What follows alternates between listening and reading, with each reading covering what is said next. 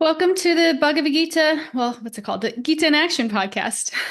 My name's Radha Priti, and I am here with a family of seekers, and we are studying the Bhagavad Gita. We are in chapter 5. We started this back in August. We've been going through, and today we're in chapter 5. We just read each verse, talk a little bit about it, and share its relevance to our lives, trying to make this text alive. So that's what we're doing here. Oh, excuse me. That's what we're doing here. And today we're going to try to cover two texts today, starting with text 5:16. So text 16, chapter 5 is where we're starting. Does somebody want to volunteer to read today? Stacy, you want to read for us? Okay, great. Thank you, Stacy. All right, let's start. Let me share my screen. And text 16. So,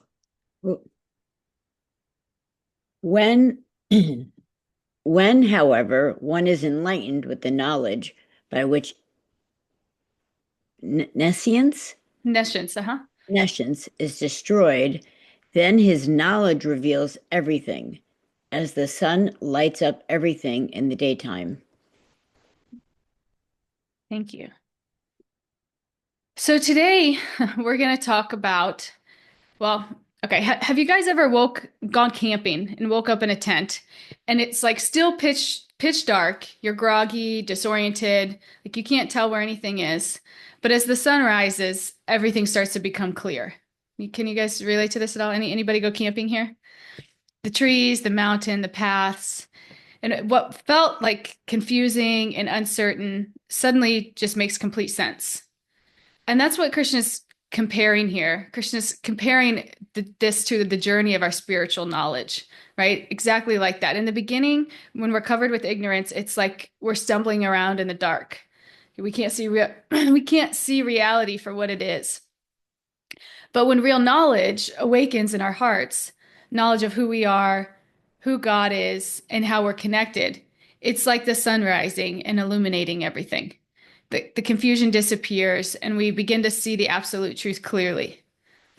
So today, as we get into this text, we'll explore how Krishna describes this awakening, how this spiritual knowledge burns away ignorance, and how we start to see not just ourselves, but the entire world differently. And then as we move forward into text 17, we'll start seeing how we can move from simply trying to live a better life to actually living in connection with the Supreme and what's required for that. So we're starting with this text 16. And that's what this text is saying. The knowledge of the living entities is being covered, but it can be removed by knowledge. So the soul's ignorance can be destroyed. In text 5:15, we talked about how the soul is covered with this thick layer of ignorance, right, from its contact with material nature. So again, this kind of the same theme that the knowledge can remove this. And when the knowledge comes, that's where this metaphor comes. And when that knowledge comes, it arises like the sun and it illuminates the absolute truth. So this knowledge that they're talking about specifically here, what we've kind of been talking about a lot in the past few verses, is this knowledge of the three doers. Does anybody remember these three doers? So we have the soul who desires, material nature who facilitates, and God who sanctions. So when we're in ignorance, this ignorance we're talking about, we like to think that God or others are responsible for our troubles. I think bad things happen to us. We like to think it's God's fault or other people's fault, right? And then when good things happen to us, when we, achieve something great, we like to think that we're solely responsible. This is how we're a little bit jaded in our thinking. When the truth is that none of them can take full credit for the action. So we could think of it like driving a car. The soul is the one who desires to go somewhere, much like the driver of the car. Material nature provides the engine and the fuel. It's the force that powers the journey forward. But there's also a third factor here, which is the traffic signals. Right? If the light's green, the car can move. But if it's red, no matter how much the driver wants to go, they can't move forward. So similarly in life, while we may have desires and material natures may provide the means for our action, It's ultimately Krishna as the supreme controller, God as the supreme controller, who sanctions or allows our actions to unfold. So this again just reminds us that we're not the ultimate doers, that we're participants in a much larger divine plan. And that's what Krishna's telling Arjuna here, that he's only a participant and he's not the owner or the doer in any success or failure. Right? When our default is that we like to blame others when things don't go our way, and then we like to take full responsibility when we achieve something great. But Krishna's saying here, no, there's three doers involved here. It's not just one. There's three doers, three doers that are participating here.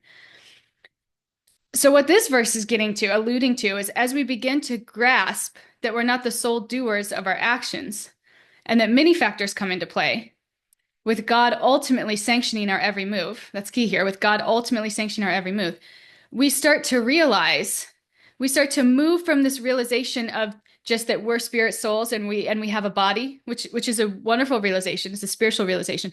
But we start to kind of evolve to this realization that God is in our heart. And we call it Paramatma, or it's super soul, that God exists in our heart alongside our soul, our individual soul. So as we're going through the Gita, we're learning these different kinds of yoga. It's like there's a progression that's happening here as our realization deepens. And that's what's happening for the karma yogi. You know, the karma yogi, he works and offers results to something higher. As he's moving forward in his practice, this realization of God in the heart gradually unfolds. So this is like the next rung on the ladder. Please repeat the three doers. Yeah. God, or the soul desires, material nature facilitates, God sanctions. Those are the three doers. Soul desires, material nature facilitates, and God sanctions. So now we're talking about how, as the karma yogi practices karma yoga and evolves, this realization of God in the heart, excuse me, starts to unfold. Through this continued practice of detachment and selfless action, this knowledge awakens, and that awakening becomes deeper and deeper. It's like, again, turning on a light in a dark room where everything becomes clearer and our connection to the divine grows more vivid. We can see it more vividly. In the inner illumination, the living entity understands not only the soul, that he's a soul, but also that God is present in his heart. So we don't so much like this is kind of describing how a spiritual person kind of evolves in their realization.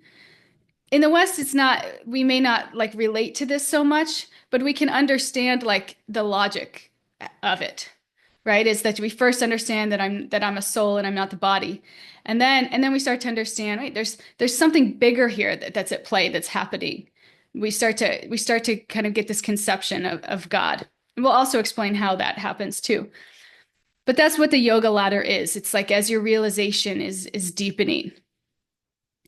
And that's what this verse is saying. It's like the knowledge is rising like the sun. It's just like this beautiful metaphor for kind of visualizing what's happening here. You know, I know I used to go backpacking a lot. I used to live up in upstate New York and go backpacking a lot. And sometimes we'd get caught in the night and we'd get out our little flashlights and we'd try to like figure out where we're going. I mean, this was like, we shouldn't have got caught in the night, but we did because we were kind of irresponsible and stupid, right? So we were like using our little flashlights to try to figure out how to get back to camp. And it's like a disaster, you know. Sometimes it'd take us like 4 times as long to get back to camp. We'd get back to camp at like 1 a.m. And in the morning, when the sun would come up, it would just all become super clear. It was like, oh, this what was so difficult to navigate then and what was so confusing, and it was like very obvious. And that's kind of like what our spiritual practice is like. When we first start our spiritual journey, it's like we're moving through a dark place with a flashlight. We use our scriptural knowledge, our intelligence, our effort to shine some light and try to see clearly. And it's helpful and absolutely necessary, this flashlight, but it's still limited. We can only see like a little bit at a time, and it takes work to keep moving the light in the right direction. But what this verse is saying is that as we become more purified through steady practice, sincere effort, the sun of spiritual wisdom begins to rise in our hearts. Just like the sun doesn't light up a small spot, right, but floods everything with light, like when you wake up in the morning from camping, spiritual realization gradually illuminates all aspects of our life. So when we talk about the darkness that we're in before this, we're confused, there's doubt, there's misunderstandings. All of this gets destroyed by this rising knowledge, and our inner world becomes clearer and more understandable.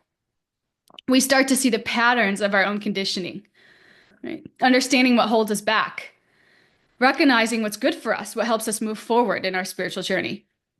We become like more of even of an observer to these things and less like a participant in our own stories. We become more of an observer. Our mind becomes a little bit more still. So this is the rising of the sun.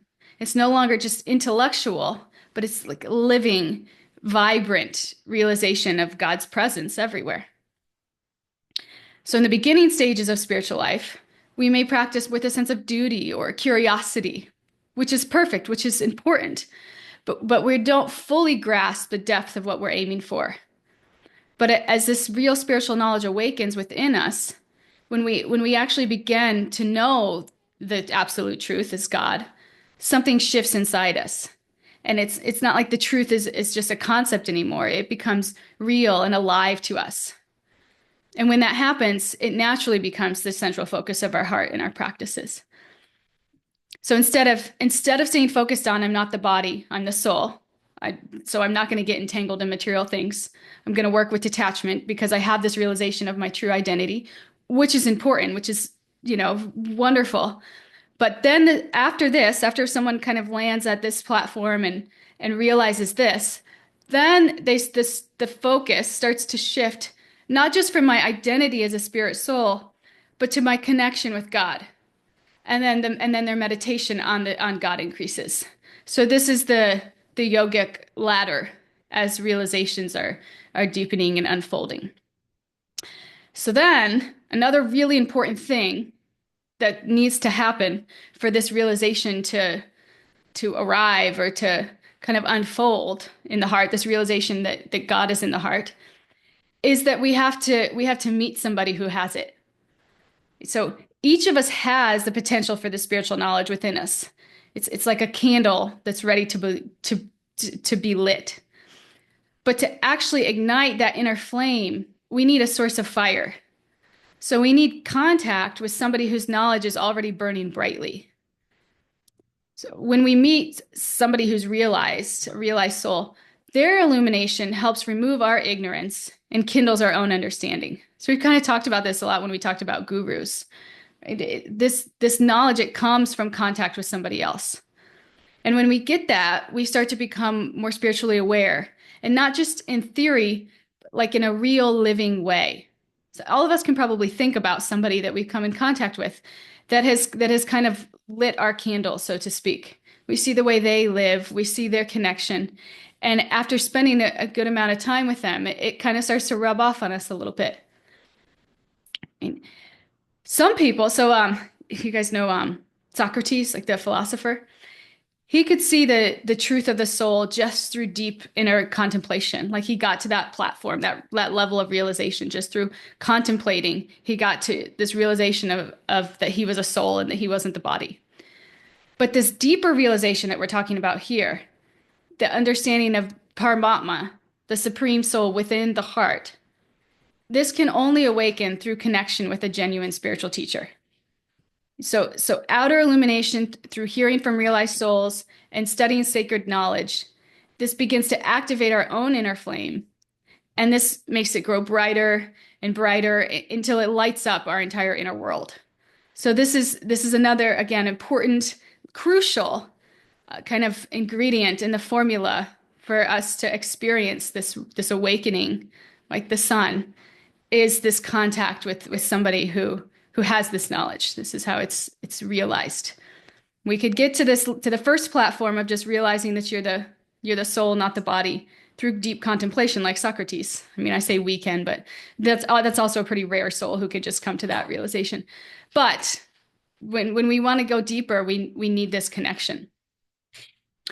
So in this verse, the last line of the purport in this verse says that at night we see everything as one in the darkness, but in day when the sun is up, we see everything in its real identity.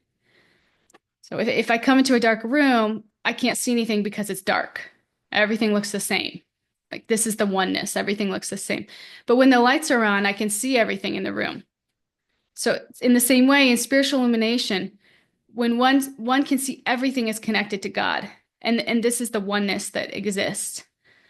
In the material darkness, you don't see anything as connected to God. You may see varieties, but you see them all as for your own enjoyment. So as we move forward, we see the variety in existence, but unity in purpose. Variety in existence, but unity in purpose, meaning everything around us, though it's different, it can be used in the service of God. Everything we do, everything we own or think we own, it's different. There's variety in existence, but unity in purpose. And this is how we start to see and move through the world with that vision. So, what do we do after we see the absolute truth? Is that we make this the focus of our meditation. And this is what he's going to talk about in the next verse, making this the focus of your meditation. After we see this absolute truth, after this knowledge arises in our heart like the sun, from contact with somebody who already has it, and awakens our path, allows us to see clearly, to recognize our conditioning, understand what's blocking us, what can help us move forward. What happens after we start to gain this realization is this deep meditation. And that's what we're going to talk about next. Does anybody want to share anything before I move on?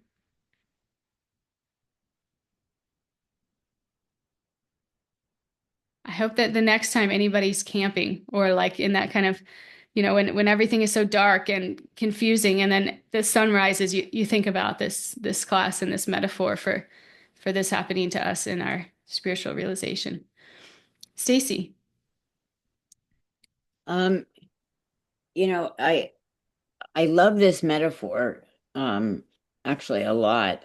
And it for me, like even in my even for me, I'm looking at it in the Krishna consciousness way, not in like I know they're giving this the very easy metaphor of in darkness into light, right?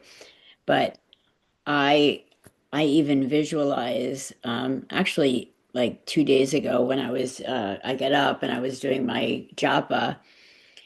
And I feel like my soul, like I felt like I actually saw my soul, like as I'm chanting, I saw like my soul, like the flat part. I don't know that it's flat, but I was seeing it flat, and I felt like I was on my soul, and I was doing this, like scrubbing it and cleaning it, and Hmm. like so that the dirt and whatever was on it could allow by cleaning it, it would allow the the brightness to come through, which was just like like I don't know why I thought that, but I was like, I'm cleaning my soul so that I can see the light.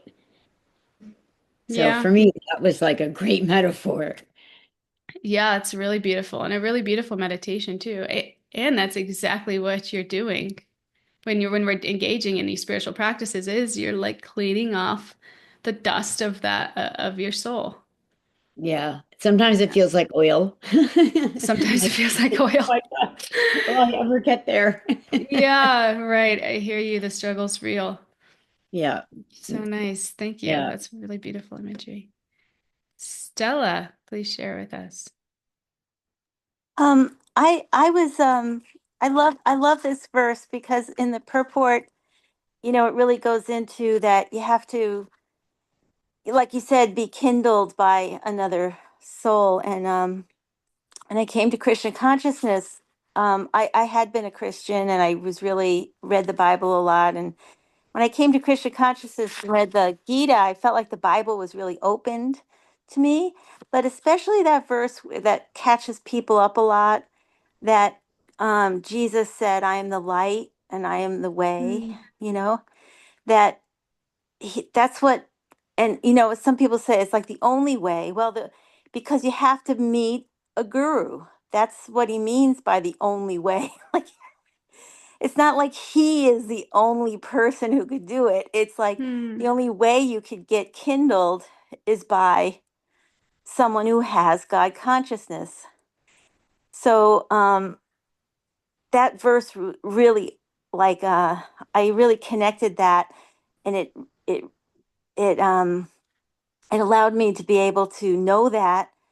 And also when other people say, well, Christ said he's the only way, and I'm like, yeah, you need to meet a guru. That's what, Hmm.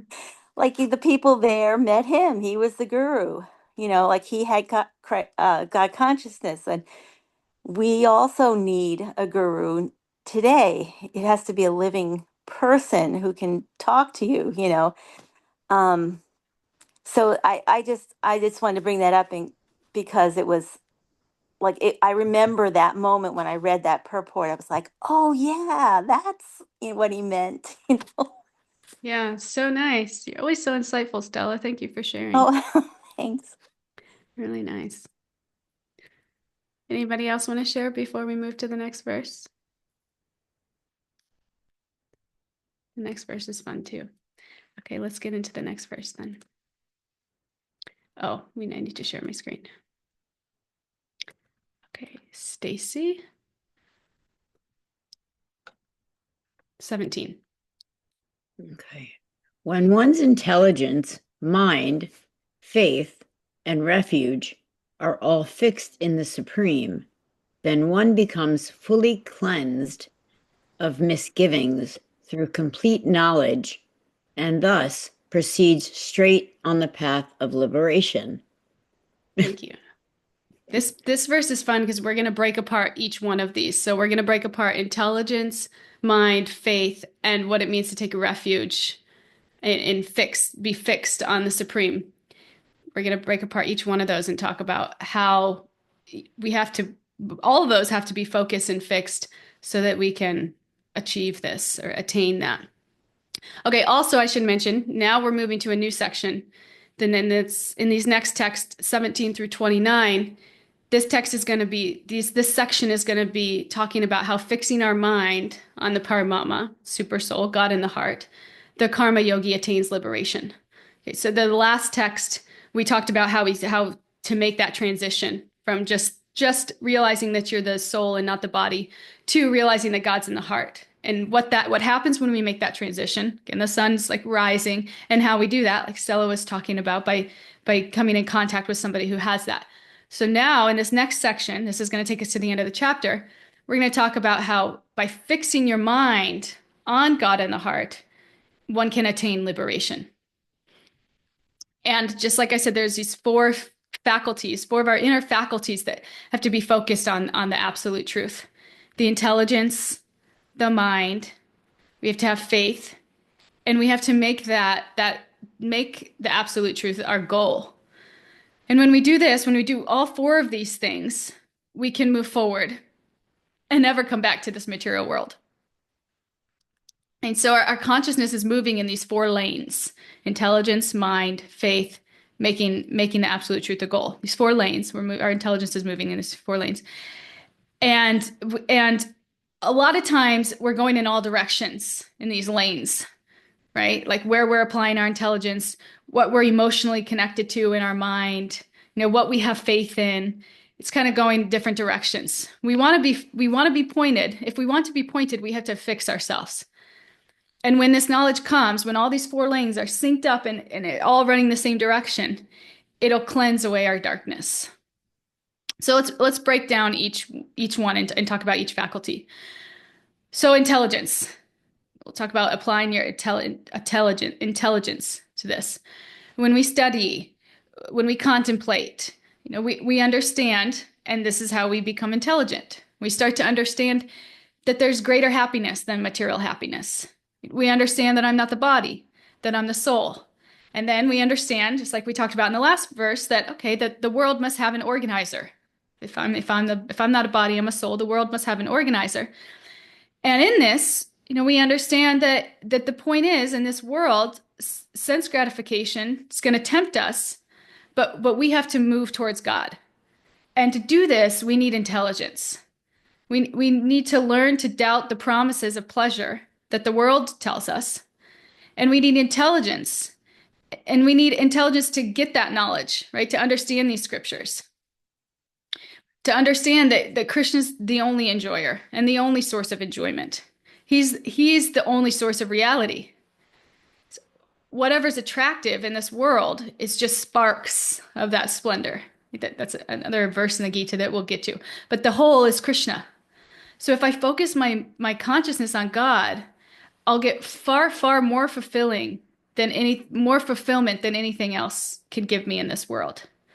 That's what we need to come to understand. And this philosophical understanding is super important to begin our spiritual life and to keep it on steady footing. So it's like spiritual life, it's like you're working on a really complicated puzzle. Anybody like puzzles here? Putting puzzle together. If you don't know what the finished picture is supposed to look like, you can spend a lot of times just guessing and feeling stuck. But when you have that image on the box to guide you and a little strategy, of how you're going to get there, it suddenly becomes easier. You can see where all the pieces are meant to fit and everything just like starts to come together. So in the same way, our intelligence gives us that big picture in spiritual life.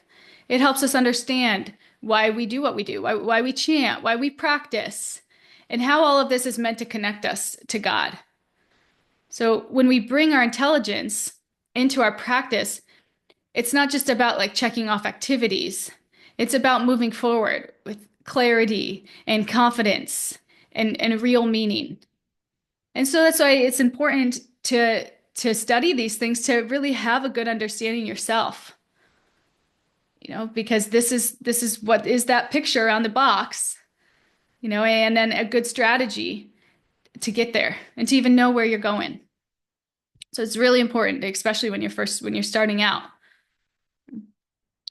The next thing that we'll talk about is the mind. It says the mind needs to be fixed. That's another lane of our consciousness here, another faculty. And when I say mind here, what I'm talking about is getting ourselves emotionally involved in things. It's important to be emotionally involved in our spiritual practice. So a lot of people will use their intelligence to like fulfill their material desires, but their mind's not involved, meaning that their emotions aren't there. Like doing a job that you don't really care about. It's like, how well are you actually going to do that job if you don't really care about it? So we all probably know from our own experience that things work out much better when a person's heart is in it. If you had to choose to eat somebody's food who cooked it with heart versus someone who just like didn't care at all, what would you choose?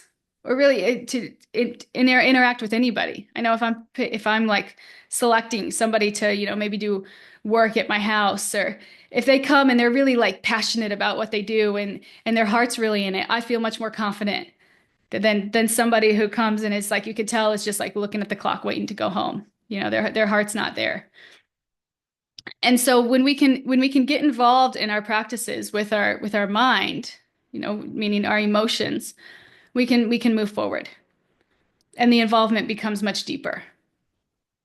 So just like if, most of us are probably living outside of our parents' house, if you go back home, you don't go home very often, you go back home, your mom makes a big thing about it. She makes you just like this special meal, and it's just like the best. And you could have gone to a nice restaurant and maybe the food would have been like equally delicious. But when your mom cooks, it's different. Like her emotions are involved. She's thinking about you, caring about you. And that love just changes the whole experience. So in the same way, when we bring our heart into our spiritual practices, they become much more meaningful. Our relationship with God, it's not just about doing everything right or checking off a list of rules. It's about connecting with him on a real emotional level. Just like love transforms a simple meal, love can transform our spiritual life. And so in this, we have to be careful that we don't just become so concerned about following the rules that we forget the intention behind them. Especially if we're first starting out and there's just like so many rules, you're like, I can't, it's just like too much for a person to switch from like a materialistic life to just like abiding by all of these rules. Not that the rules aren't important, because they all have their own significance. But at the same time, if we're trying so hard to abide by every single one of these rules such that our heart can't really get grounded. We can make back progress. It can discourage us. So this thing of our consciousness, where our consciousness is, where our heart is, it's just so important. And I'd even like sacrifice a rule in the interim, in the short term, just to really get grounded in the heart in what we're doing, because that's what's going to keep us there. That's what's going to keep us there, and that's what's going to keep us moving forward. And then as our heart starts to kind of develop and open up, we can kind of integrate more of the rules. But we don't want to become like, police officers for the rules to us, to ourselves, or to other people, because it's really not doing anybody a service. We really want this point of just sincerely doing our best and connecting emotionally in the heart with these things is just of paramount importance. Before I move on to the next point about faith, does anybody want to share anything about that?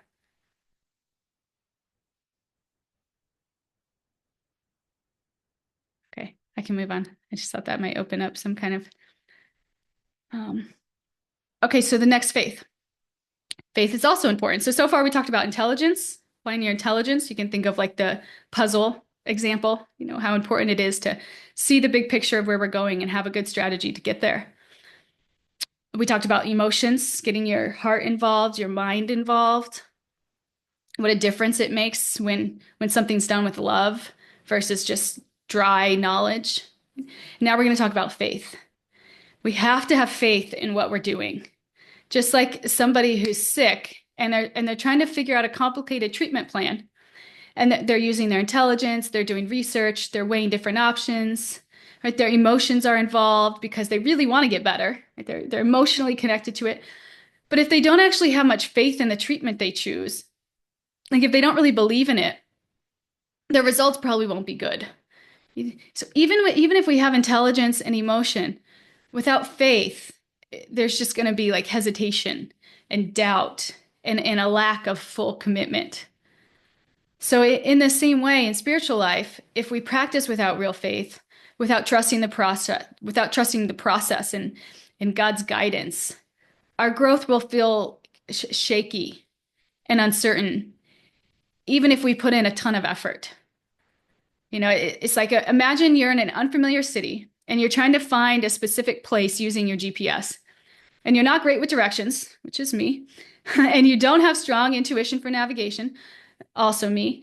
But for some reason, you think you know better than the GPS, right? And every time it tells you to turn, you second guess it and do something different. And as a result, you get lost, you get frustrated, you waste a lot of time. So in the same way, faith in God's guidance is like trusting the GPS. Even when our own ideas seem convincing. And they will, because that's our nature. That's the way we're made. We all want to be like these mini gods that know better. And I can think of so many times in my spiritual life that I was like this and still am. If we ignore God's instructions and we just try to navigate life on our own, we'll get confused and we'll go in circles. I know it took me like several times of this happening for me to actually start like listening to people. And anybody else like that? It's like you're so hard-headed that you're like, oh no, they're giving me this advice, but I think I know the situation better. I'm going to do this. So in this way, we have to have faith in the process, in God's words, right? In our teachers.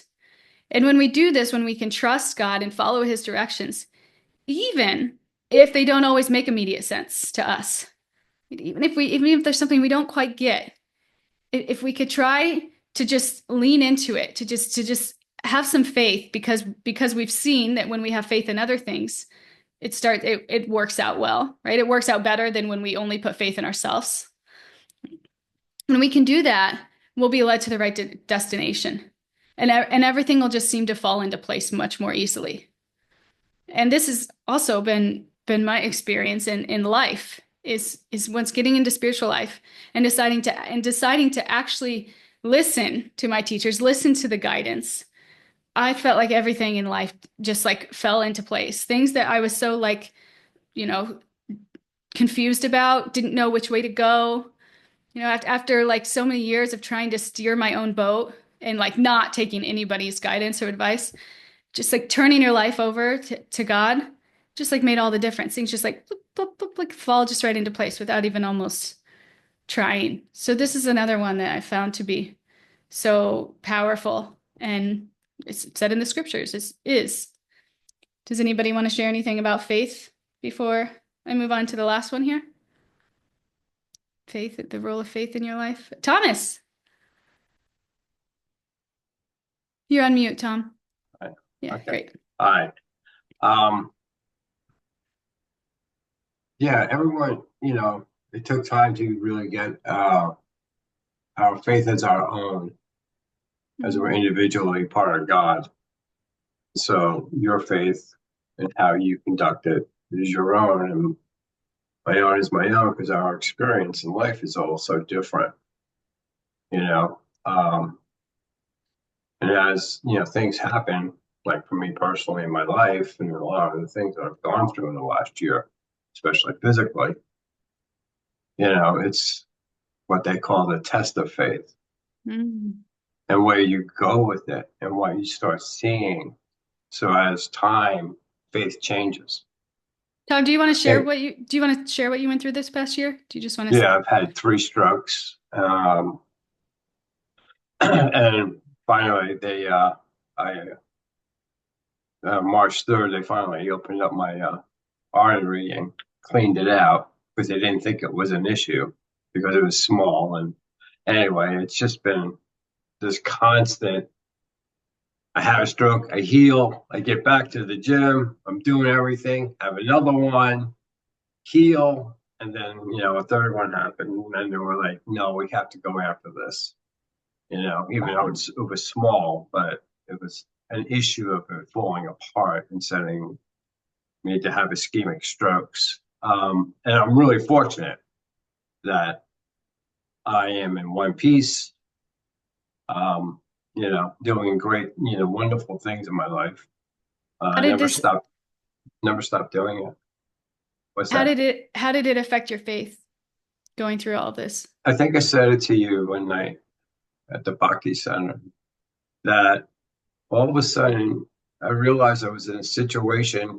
You're in that situation where you're going, God, if you get me through this, I will do this. It wasn't like that anymore. It Wow. was the awareness of, what do you need me for? I became completely in service of, and letting my faith take me that way. And to see that I'm here for a purpose. And God, I have to see that, and I have to become that and actually live that authentically as much as I possibly can. I'm such a flawed human being, but um, it just really changed to actually when I read or listen that I go, I really need to have my conversations now every day with God. Hmm. It's moved Really from like increase your this, faith. the words of man to let me have this conversation with God. It became very evident to me to have that conversation. I needed that conversation. And as I start doing that more and more, my path is leading me somewhere that's actually really very interesting right now to actually start talking about these things to groups. Um, and not in a typical, I'm preaching the Bible or I'm preaching the Gita.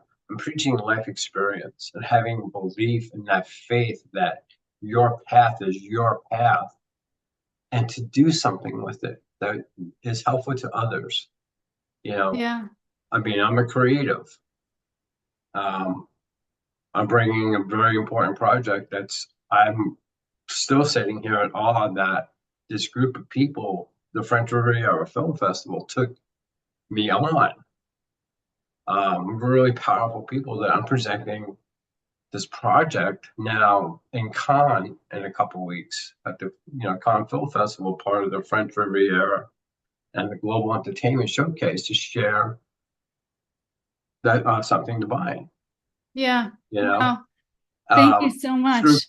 through creativity, but that faith. I never believed that this would ever happen in my life, and it happens.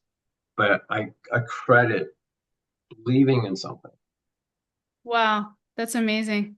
you know. And I love what you said too about how when you had this near-death experience, it made you realized even how much stronger your faith is.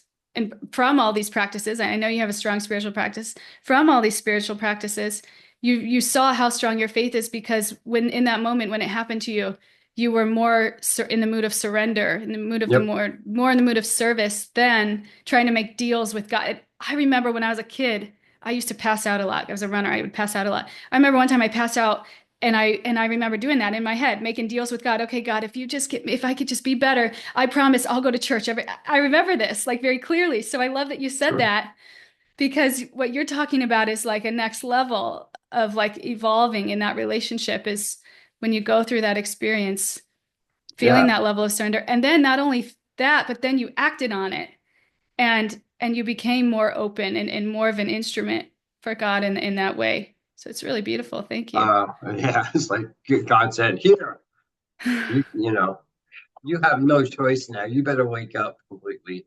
Time, time, time to wake up. But yeah, you're right.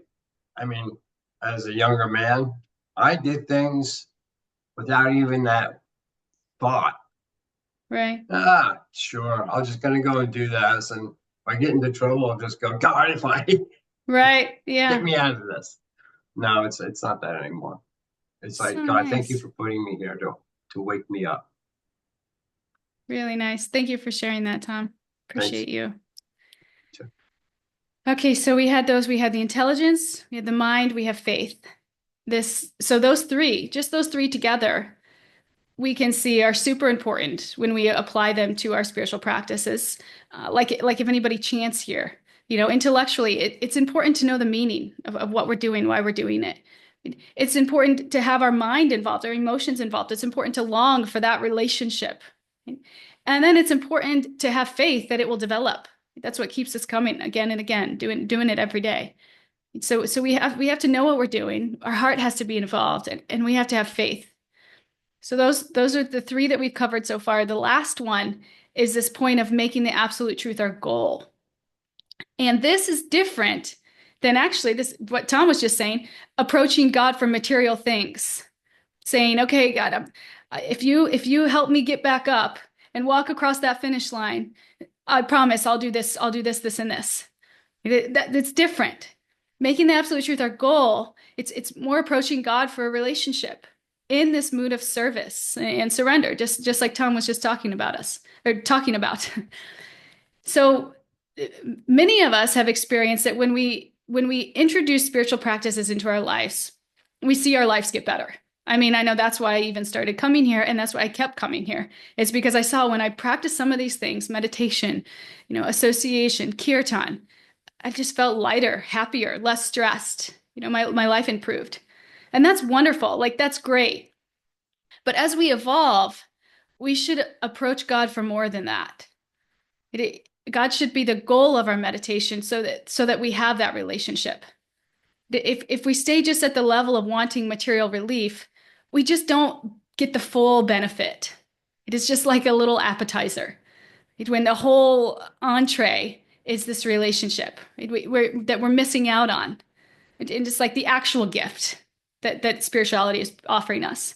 So if you walked in the door here because you see improvement in your material life, wonderful. But if you keep going and go a little bit further than that, start to peel away the layers here, you'll see how much more God has to offer you. So it's not just meant to be this stress reliever. It's meant to be a distress reliever. And this distress being that we're in this immaterial existence. And all of these stresses can be removed when we redirect our life from material to spiritual. And we live in that place and we live for that relationship. Just like Tom was saying. It's not an approach to spirituality just for stress relief.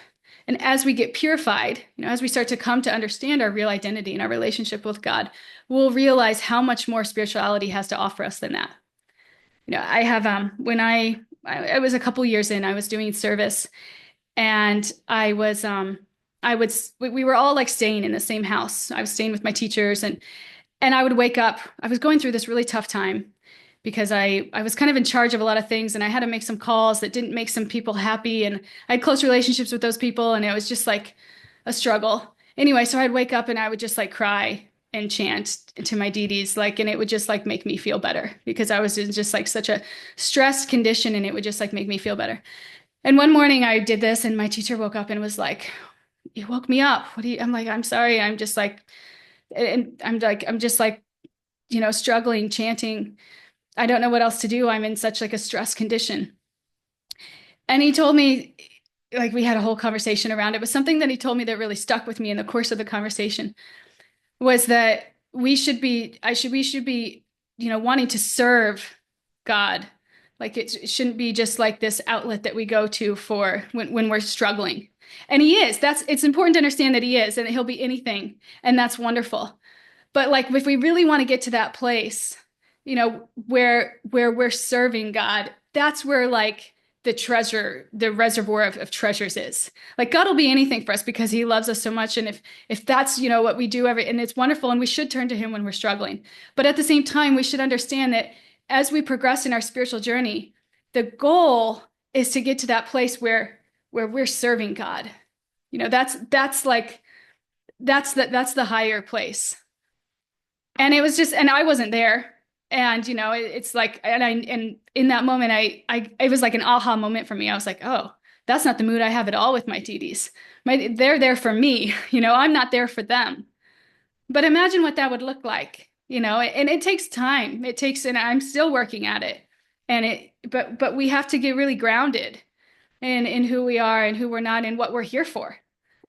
And when we can do that, we can actually show up for God. And it's not just this one-sided relationship where he's always showing up for us, bailing us out, which again, he'll do again and again. And it's a, wonderful. A lot of people come to spiritual life for that. And that's no problem either. But just know that there's something higher that exists for you. And having had both kind of relationships with God, I could even say that it's the relationship is so much strong. It's so much like more grounding when I'm in that position where I'm just surrendered as a servant to God, as opposed to like, I am so stressed out and at my lowest of lows, please help me. That's no problem. But just know that something exists more. And if we keep to the process, we'll get to that place. The goal of spiritual life is to make spiritual life our goal. So initially we may have motivations to improve material life, which is fine. But eventually we'll purify ourselves and we'll get a turn towards God. And that is like the pinnacle of our, our relationship when we can live from that place. So God says, when we do all of this, we'll move on the path of which there is no return. So by this knowledge, we become completely purified. And this is what this knowledge is meant. It's meant to be transformational, not theoretical. And this transformation is the washing away of everything, just like Stacy was saying in her meditation of the soul, like scrubbing the soul. It's a washing away of everything. And this happens when we invest our consciousness in these 4 lanes that are going different directions. Okay, the intelligence. So sometimes we may like philosophy. Sometimes we may be more impressed with science. Fine. But know that, to be more in the lane, we need to lean more into spiritual philosophy, right? Same with like, sometimes we like singing and dancing in kirtan. Sometimes we like reality TV. Again, to be more in the lane, lean more into things like singing and dancing in kirtan. Sometimes we have faith in God, but also think that going out on Saturday nights is going to solve our problems. Okay, again, lean more into the lane. So in this way, the lanes of consciousness go in different directions. And the more that we can kind of streamline them to all go the same, the more that we can progress. Just like a musician who's playing in a band. And each instrument, imagine that like each instrument represents one of your inner faculties. So like intelligence, mind, faith, aspiration. These 4 lanes we're talking about. If each instrument is playing a different tune, the music will sound disjointed and chaotic. But when all the instruments come together, in tune to the same melody. The music's harmonious. So in the same way, when we can align our intelligence, our mind, our faith, our aspirations, all towards the absolute truth, they create a unified, powerful rhythm that will guide us towards this spiritual success. So as we make spiritual progress, our spiritual conceptions will evolve and be more one-pointed. And this is, again, not something we have to force, not something we have to fake. Just have to follow the process. Just integrate a little bit more spirit into your life. Turn another one of those cars around on the lane. Make it go the right direction. They're probably not all going the same direction. They're probably all going different directions. No problem. Just one at a time, turn one around so that it's going the right direction.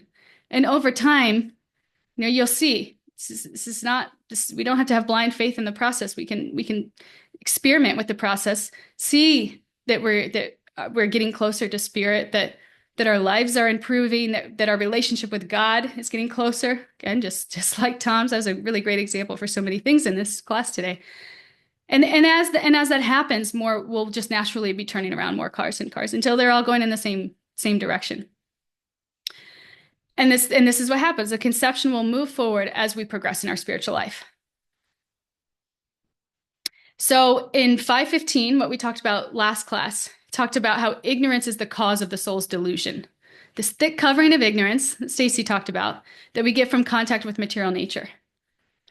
And then in 5:16, what we talked about today, the first verse, we talked about the potency of spiritual knowledge, how this potency, like the rising of the sun, can dissipate that ignorance. We start to realize God in the heart.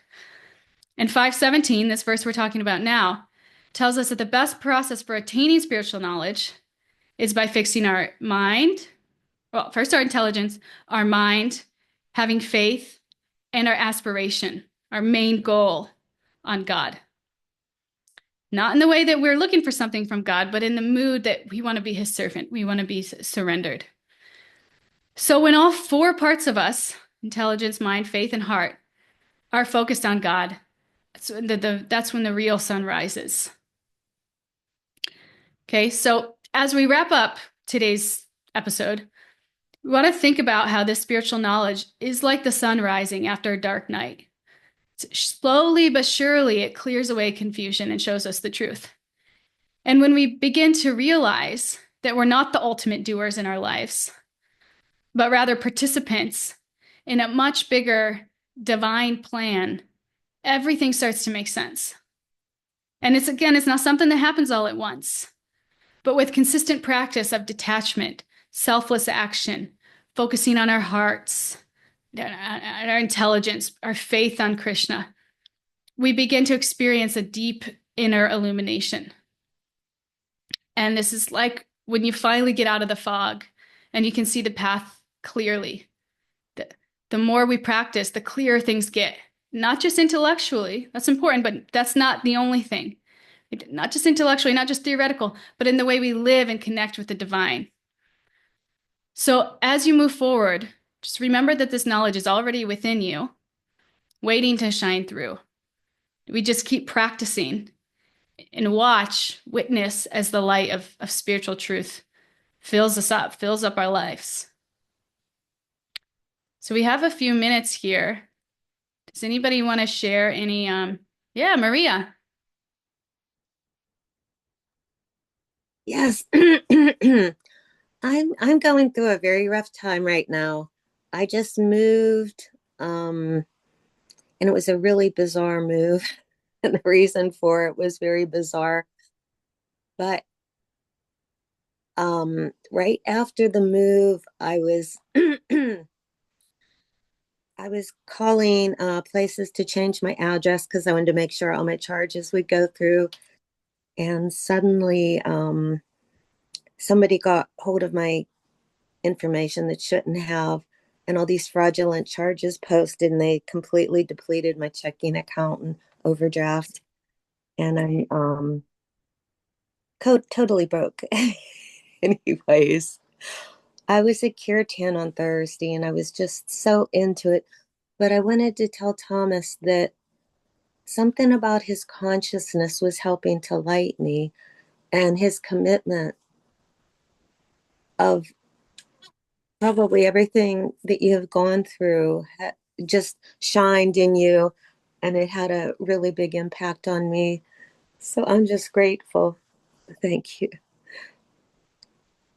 Wow. So it's working. It's really working. So nice. I love hearing that. Wow. Thank you for sharing. We can't do this alone. That is for sure. Even if we have all, even if we have all the intelligence and all that, we need this association. It's people to inspire us and move us forward. And then sometimes, we'll be the people that inspire others. But that's the dance of life. So nice. Thank you. Stacy. Hey, so sometimes I don't raise my hand because I feel like I do share a lot and I want to give people the opportunity, but if they're not sharing, then I do want to share this. Like, so yesterday on Sundays when my husband goes to work, his job is very close to the ISKCON temple here in Toronto. So like for the last, I want to say, couple of months, where ish, he drops me on Sunday morning at the temple, and I get to see, I'm not a Mangala Arti, it's too early, but sometimes they'll get to see the deities in the morning. I chant some rounds in the temple. It's really quiet. And then the temple gets a little busier, and then I'm like upstairs dusting Lord Chaitanya, where a whole thing of him dancing, and I'm like dusting. They're like, "We need you to dust up there," and I'm like, "Oh my God, I'm gonna be in the Chaitanya story." It's like this, like it's like I think about it of like my old self would be like, what? But now I'm like dusting Lord Chaitanya. Then I come down from there, and then they're like, "Oh, and join us. We're having prasadam here in this kitchen." So I'm with all of these devotees having prasadam, talking. They're serving me. I'm serving them. Then after that, I'm like doing book service in the temple, and we're setting up the books, and it's like this is how I spend my whole Sunday. And then George picks me up like at 6:30 ish on his way home from work, my husband. And it's like that's what I'm choosing to spend my entire day doing is serving and being around devotees. And it's like, who is that person? Like, Yeah. you know what I mean? It's like and it fills my cup too. So I'm Mm, serving, which is like I'm giving, but yet my cup is also in the same time, my cup is going from here to here. mm, And it's just like, wow, like having the faith that this like I know like having the faith that this is where I need to be, where I should be. yeah. Right. And now I'm So here. nice. Yeah, it's really uh And I love how your story highlighted the same theme here, that when we can get in that mood, that real mood of service, not like you said, if somebody asks you to dust something, you're gonna be like, I don't want to do that. That sounds awful. yeah. That's our material minds, normal. But when you can get in this mood of how can I be used in service, which more easily happens at the temple. I know for me, it's like I can really notice at the temple when I'm in a mood of like, this is the way things should go. This is what I want to do. This is how I want to do it versus being in that mood and how just changing that mindset can completely change your whole experience to one where it fills up your cup doing things that like in no other circumstance would ever fill up your cup. But when you can change that mindset and be in that mindset of a servant can change your experience and then just like Tom said, it could change your whole life. Your Mm. whole life, you could when you can the more we can get in that mindset, the more connected and purposeful we can feel. Yeah. Thank you. Really nice. Anybody else want to share before we leave for the day? Anybody else? Okay. Okay. Well, thank you all for coming and sharing your hearts and experiences. And I appreciate you all. It's so nice to walk this path with you. So thank you. See you Thursday.